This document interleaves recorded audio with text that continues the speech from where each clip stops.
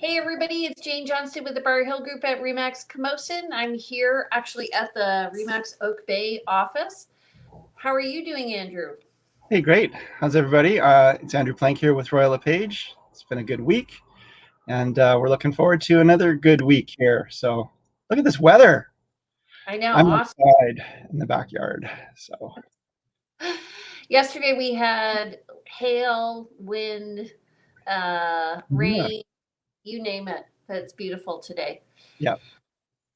So I have to do a quick show today because I have a home inspection, and I'm writing 2 offers today. So It's offer day. Monday is offer day. Yeah. That's what so it's now being called, everyone, because everyone is holding offers off in this busy market when they list a property, in the week. Give it the weekend. Monday is offer day. So because that actually we listed a property, we're listing it and we're doing offers on Wednesday because we figure anybody who didn't get the offers on Monday, they can come and write on our properties. I think Wednesday is a lot more civilized. And then you can get your financing and they can do their pre-inspections and stuff. Exactly. So today we're going to talk about all the taxes that are potentially applicable to you when you purchase a home from beginning to end. And our trusty assistant, Danielle, is going to help us out today. So Danielle, start the PowerPoint.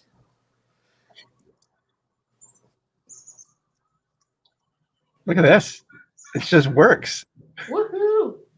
Here we go. There we go. Look at these people. Okay, so so we just in terms of the last 7 days, we had 333 new listings and 272 pending. So we've been watching how we were very close list to sale ratio is a little bit different now. Yeah, that ratio between new listings and pendings is starting to increase that gap, and it's a 50 gap of that's 60 properties now. That a gap of 60 properties approximately. So, yeah, that's pretty good. Price and a lot of increases. Yeah. So, and that's just okay. Hey, my property isn't selling. How come it's not selling in 2 days? Can you please decrease it? I know that for me, we were one of those. So everybody has a different strategy how they want to sell their house. Some want to list high and see how it goes. And they're finding in this market, if you list above where the market is, you're just not going to move. It's difficult to place these days, and some people are choosing the strategy of just not wanting to underprice. And with the market moving so quickly, they're trying to get ahead of it, or just being greedy. But oftentimes, I think a lot of times it's their main concern is what are they going to find in this market? So they better sell for as much as they can and not risk a lower price. Yeah. Yeah. Okay, so we're nearly at the end of the month. So next week we'll do our March summary, but to the 29th today, we're at net unconditional sales of 1,032 compared to 608 last year. And new listings were at 1,291 compared to 1,004 last year. And so this is when COVID hit and things really went down. And then active listings were still low at 1,370. Yeah. Yeah. So I did this morning of single family homes in Victoria, the city itself, and there were 42. In the city of Victoria, 42 single family homes for sale. And of those, how many do you think are under contract already? I know I'm showing 4 today and 1 is under contract already. Yeah. Yeah. So when you see something actually available for sale, it could be that they've already reviewed offers and accepted one, but it's just not an unconditional. So of those ones showing active, I'd say, at least a third are probably already under contract. Yeah, and I just want to say that on 2 properties this week, I actually got accepted offers with conditions, with week-long conditions for financing and inspection. Good to hear. Yeah, good to hear. Yeah, so that's great because that just means that people are starting to, look at and consider offers that may not have flown in the market before. Do you feel like how many offers were you competing against? So none in both cases. Okay. So actually, interestingly, with the first offer, they had just had an offer collapse, and so we just went in and scooped it, literally the day of, and we had a very short timeline for a response, so we got that. And then the second one, I think it's a bad building, I would say. Like, there's going to be costs coming up, and so we made the buyer aware. But the property is so inexpensive that it's probably one of the least expensive condos in Victoria, and so Right. she's just going to budget for repairs. So Sounds good. Yeah. yeah, Well, if you have the cash, then that's a good investment. If you just know that there's an upcoming assessment, but you can see your future value in that. But good job. That's great. So were these were both condos then? yeah. The one was in Bear Mountain, the other one was Oak Bay Border. Okay. Yeah. How about Different. you? Well, I've got some listings coming up. I've got some buyers. I was out yesterday looking at a investment property out in Sydney, and there are some really really trashed homes being listed right now. In this market, in these kinds of market, anything sells. But have to have the conversation with the client and say, I think you can do better. Let's not be in a rush. So, yeah.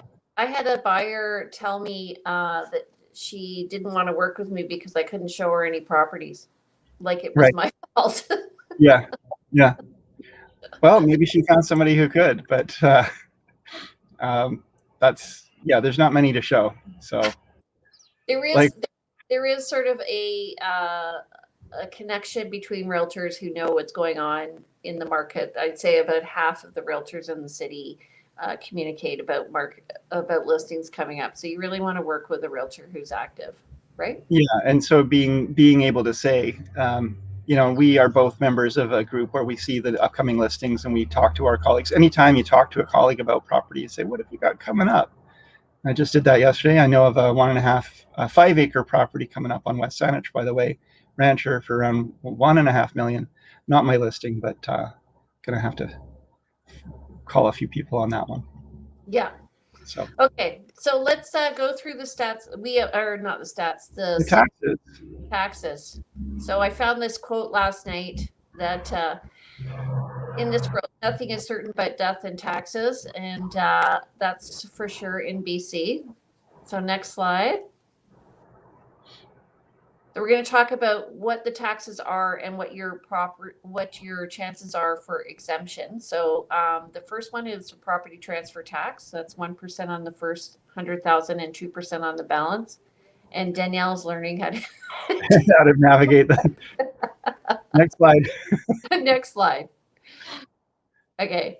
And so this, you'll find if you've never owned a property before, you won't have this tax under a certain amount. So we'll go to the next slide. You can do the next one, Andrew. So if you are a first-time home buyer, you can be exempted from property transfer tax. You have to be a Canadian citizen or permanent resident. You have to have lived in BC for at least a year immediately prior to your purchase, filed at least 2 tax returns in the last 6 years, never owned a principal residence anywhere in the world. This must be your principal residence, and it must have a fair market value of $500,000 or less. If it's a resale home and less than 525, you're eligible. Sorry. It's scaled, right? There's a scale. There's a sliding scale, so it goes from full refund at 500,000 to 0 at 525, and there's a sliding scale between that. And eligible for a refund if you get what's PR? Permanent residency. Permanent residency within 1 year. If a new home, first-time home buyer, and less than 750, that still applies. Yeah. Okay, next slide. I'll do this one. Next, the GST. So this is a goods and services tax, and it's funny because last night when I was putting this together, I was like, "That's a government sales tax." Okay, next slide. So it's a federal tax. It's across Canada. It's 5%. Actually, it depends on how the listing is marketed. So sometimes they'll say like $6.99, and then in the little teeny notes they'll say plus GST. So you really want to see if it is including or not including taxes. If you have a substantially renovated home where they've moved walls and changed the structure of a building, then there may be GST, even though it's an older home. If it's considered a completely reconstructed home, despite having the original framework or something, GST could apply. Yes. Yeah. So in that case, you really want to make sure that it's defined in the contract of purchase and sale. And it's due upon completion, and it is not included in your mortgage financing. Next. Wait, are we still? Yes. Okay, good. So the exemptions are if you purchase a new or substantially renovated home and it's below a price of I believe it's $750. And if you purchase a home and more than 50% of it, just so you know, has to be for the primary residence. So if you're buying a house with a suite and you're living in the suite, you do not, and the suite's the lesser of the two sides of the building, you do not qualify. And you do not qualify if you own a property elsewhere and you're going to be using this for your retirement. So it has to be new or substantially new, and you have to move into it. Okay, next slide. Now, GST is not applicable on resale homes, generally speaking. So just to be clear, unless, as Jane mentioned, it's been substantially renovated or it was used for business purposes. Oftentimes, if you're buying a unit that was maybe a condo unit that was used for Airbnb, is this coming up somewhere, Jane, or am I? No, you can talk about it. Go ahead. Okay. Yeah. So if you're doing, sometimes you buy a piece of farmland that was a farming operation, a portion of the purchase price doesn't have to be the entire purchase price, but that percentage of the home that was or property that was used for commercial purposes might be eligible for GST. So there is that. Yeah. Yeah. So yeah, and I just actually want to say, yeah, I didn't actually think about that, but if you are buying a property, it's the former use that is important. So if you've used it for anything commercial, Airbnb or anything like that. Okay, next point, the seller should be charging GST on the sale, is what's happening. Right. So basically just use the rebate calculator. And here's the link. So go to BCREA and look for the link. Okay, and I just want to say that how you can mitigate this is just telling everybody, okay, in the contract, just be very clear the GST is included in the purchase price because the buyer gets dinged, usually not the seller. Okay, this is speculation tax. So go ahead. Do you want to press the next button, Danielle? Yeah, go ahead.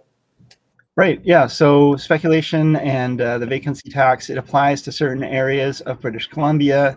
Our CRD is one of those areas. Interestingly, Willis Point is exempted, which is just a little area off of Central Saanich. But other than that, most of our CRD is part of the speculation tax. Speculation and vacancy tax runs at 0.05% or 2% of the property value. It's actually the Greater Victoria area, not the CRD, because right. East Sooke, yeah. Greater Victoria area. You can see in the orange in the background where are areas where it does apply, and then Vancouver does have its own vacancy tax as well. Yeah, and then Kelowna area has it, but surprisingly not Whistler. Right. Makes me wonder, but anyway, many people of importance own in Whistler. Don't get yourself in trouble, Jane. Next. So it's based on your ownership in the previous year, and you have to pay it by July 1st, but you have to declare by March 31st. It's forecasted to bring in over $185 million, and they say it's to reduce the empty homes taxes or allow people to live in empty homes. It is different than the Vancouver tax. They assess that differently. Yep. And you have to have rented the home for 6+ months a year, and it has to be a long-term rental. It doesn't apply for short-term rentals. If you're going to get an exemption, you mean you have to have rented it for 6+ months, rented or occupied for 6+ months a year. Yeah, and it's 2%. for foreign owners and 0.5% for Canadian citizens or permanent residents who are not members of the satellite family. Whatever that So means. we should probably make a caveat or a disclaimer here that says, always check with an accountant and with professionals as well for any how it applies to you specifically. But my understanding, for example, that is, if you wanted to buy a second home and have it as a vacation property, and that home has a little rental unit somewhere on it, as long as that some portion of that home is occupied, even if it's like a 1-bedroom rental unit, for 6 months of the year, and the rest of the home stays vacant except for when you come to visit, you can still be exempted from the vacancy tax. So it's important to know that if you are still looking for a vacation property, there are options available to you, even in those areas where vacancy tax applies. Yeah, and Shawnigan Lake, which is a popular vacation rental place around here, does not apply. Right. Okay, slide. We have to move a little quicker. Okay, so other exemptions are if you've just inherited it, and I have that case in one of my clients. If it's valued at less than $150,000, which I don't think I've ever seen one. Mm-hmm. If the person was away, so over the past year, a lot of people have been stuck outside the country or in the country, and they may be in the hospital due to medical reasons or spousal separation or work. In that case, you can apply for an exemption. Okay. Go ahead. So foreign buyers tax, that falls within the same areas of applicability as the vacancy tax. So it's in addition to the property transfer tax. If you're a foreign national, a foreign corporation, or a taxable trustee, you must pay the additional property transfer tax on your proportionate share of the residential property's fair market value, if the property is within specified areas of BC. So it's not just what you paid for it, it's what's considered the fair market value. That's something I think is important to highlight.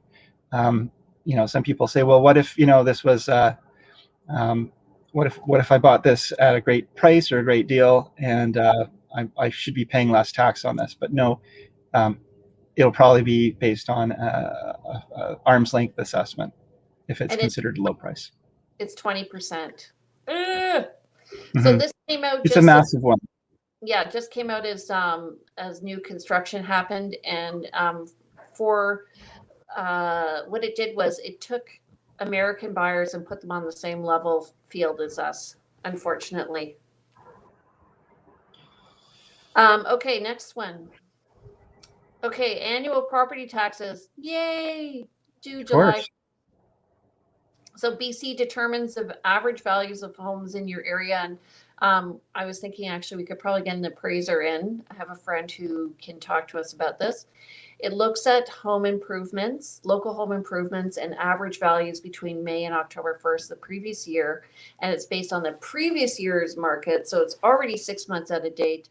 And I look at it as a train. So it's if the market's going up, it's going to be lower. And if the market's going down, it's going to be higher. And it's the caboose following the train. And then the municipality determines the mill rate. So that's the percentage, 0.5% of whatever. And so your property value can go up, but your tax value can actually stay the same over years, which is interesting. But every year, the municipality determines how much money they need to run the municipality. And then they look at all the different, and then they just assume all the property values. They just divide it by all the property values. And then based on your percentage of the property value, you get your assessment based on that. So that's why Jane's saying your property value could go up, but your taxes may not if the municipality doesn't need more money. Right. Yeah. Okay, next slide. So you can get a deferment if you're 55 plus, and believe it or not, I fell into that category now. I will say it adds up though. You can also get a deferment if you're disabled, and that's mentally or physically, and you have to prove it.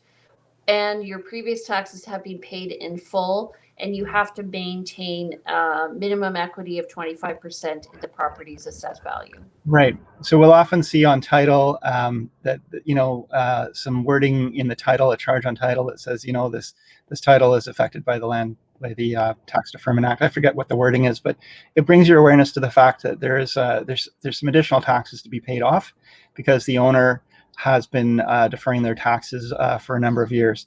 There is another. There's also the fact that as a homeowner, you get a rebate in your taxes, whereas if you're just keeping the as a rental investment property. Is there a slide coming up on that, or did you miss that one? No, I forgot that. So you can get $500 or $600 off for being a resident of BC, if it's your primary resident. Yeah. So when you see those taxes, you've got to keep in mind that as an owner, it's a little less than that if you're living in it. So deferment exemptions. A low interest loan mortgage program. All right, we've already talked about this, but that deferment is a low interest loan program allowing you to defer paying all or part of your property taxes on a principal residence if you're financially supporting a child under certain circumstances. Oh, okay. Paying to support for child or stepchild attending school, child with disability. This I did not know. I didn't know that either, but it makes sense. And actually, for the kid going to school, it includes going to university or college as well. So interesting. That's very interesting to me. Huh. So for all of you out there with children who are looking at going to university or so forth, it looks like maybe this is worth investigating. It might be a way to help support them, even if you don't currently have the extra cash. You can defer that, and just like everyone else, live on credit. Okay, next one. Okay, so capital gains. So this is if you're selling a rental property. So if whatever you paid for the house, which was the cost of the house, plus whatever upgrades you've done, then you subtract that from the sale price of the house and you get the profit, and that is your capital gains. And so you take 50% of that. So if you made $100,000, so bought the house, made $100,000, you take 50% of that, and then you get taxed at that whatever rate you are taxed at. And sellers who are foreign sellers, so they're not residents, permanent residents, have to withhold 25% of that until a clearance certificate is issued. And that's a big deal for people buying and selling who aren't Canadian residents. Yeah, especially if you hold a mortgage on that property and you try to sell the property and there's 25% is supposed to be withheld, you may not actually be able to clear title. So it's really important when listing a home to just double check all the financials on that, because when the sale happens, 25% of the selling price needs to be held back. Put into trust. Yeah. Yeah. And it goes to the lawyer. Doesn't mean that the 25% is what you're being charged to sell your home. But it does mean that the Canadian government wants to hold on to that as insurance that they will get paid the taxes that they are owed on the capital gains on that property. Yeah. So next. And then the final one, which is a capital gains tax on your primary home, I think is coming. And this is right now they're exempt. But I noticed that a lot of my clients are asking me, hey, what was the cost of your fees? Hey, what were all the costs associated with selling my home? I can't remember. And so we have to come up with this list for sellers. They have been reporting it to the government over the last few years.